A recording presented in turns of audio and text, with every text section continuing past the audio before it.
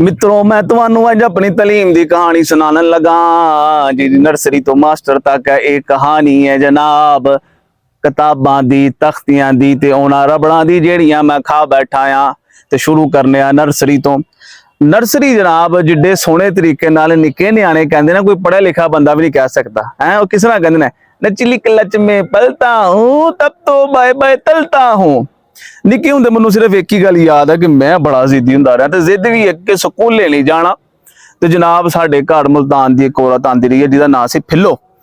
फिलो जनाब एक मजबूत असाब दी बुढ़ी हैगी, ते साडी वालदा ने ओहदा तरला कड्ढे दा सी कि तू इहनू स्कूले छड्ड के आना। ਉਹ जनाब उन्हें मैनू चुकना ते मैं फिर तड़फना ते जनाब ओहदे वाल पुटने, उन्होंने लत्तां मारनियां, मैं बड़ा कुछ करना। लेकिन वो जनाब पक्की सी, उन्हें मैनू स्कूले छड्ड ही आना। स्कूले जाना ते अगे जनाब सस्ते 2 रुपए का कहदा आंदा रहा ही अलिफनार ते बेबकरी है। ते जनाब जो स्कूलों वापस आना तो पहला सवा पाटे का होना, तो अगले दिन फिर नवा कहदा लेना। तो कई साल हो गए, कई देर मेरा सबक यही रहा अलिफनार ते बेबकरी। ये तीसरी या चौथी क्लास की गल है कि जनाब मेरे को ना पैंट च टट्टी हो गई।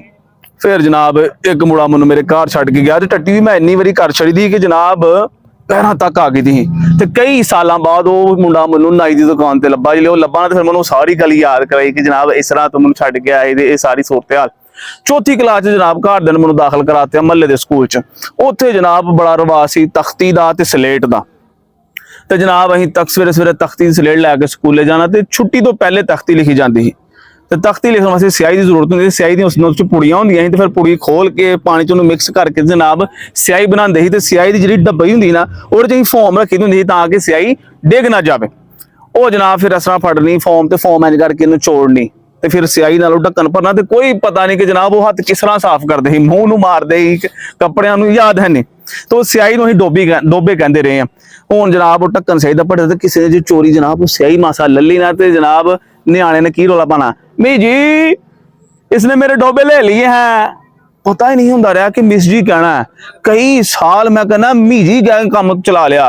ये बाद वड्डियां क्लास जाके पता चलिया कि जनाब मैम भी कहते ना मिस नूं। फिर जनाब असीं चल गए सरकारी स्कूले। लेकिन एक गल तो सुनाई नहीं, सलेट की गल। सलेट जनाब और सलेटी नाल लिखते रहे हैं, तो वो फोम बनी होंगी उन्होंने साफ करने वास्ते। तो सलेट ते इंज करके थुकना, तो उस तो बाद जनाब सलेट नूं फुल चमकाना। तो कई बार पूरी दिहाड़ी थुक के अपना थुक मुक जाना, तो किसी नूं कहना कि मेरी सलेट तो थुकी हुआ है, ਉਹਦੇ ਥੋਕ ਨਾਲ ਸਲੇਟ ਸਾਫ਼ ਕਰ ਲੈਣੀ। ਫਿਰ ਚਲ ਗਏ ਸਰਕਾਰੀ ਸਕੂਲੇ, ਉੱਥੇ ਰਸ਼ ਹੀ ਰਸ਼ ਜਨਾਬ। ਤੇ ਬਹਿੰਦੇ ਰਹੇ ਅਸੀਂ ਬਾਹਰ ਤੋੜਾ ਲੈ ਕੇ।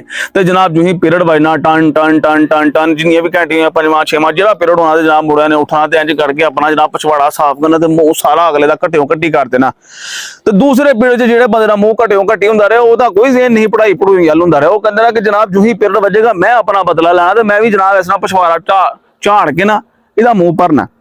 फिर अं हो गए 9वीं 10वीं च। 9वीं 10वीं जो 10वीं च होया, तो बाहर बड़ी बैठे दे ठंड बड़ी है, तो असीं गालबन मजमून लिखन डे कायदे आजम का।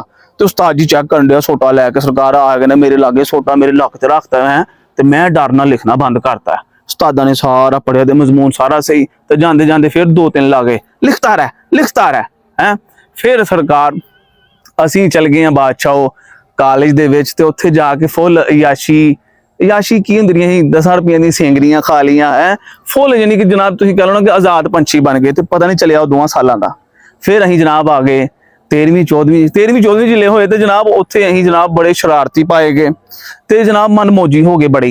एक बार इस तरह की सूरत हाल बन गई कि जनाब मैं कॉलेज च धोती पा के चल गया, तो प्रिंसीपल कहता चल निकल जा। तो मैं प्रिंसीपल साहब की रिक्वेस्ट की कि सर काइंडली बैन दिओ है।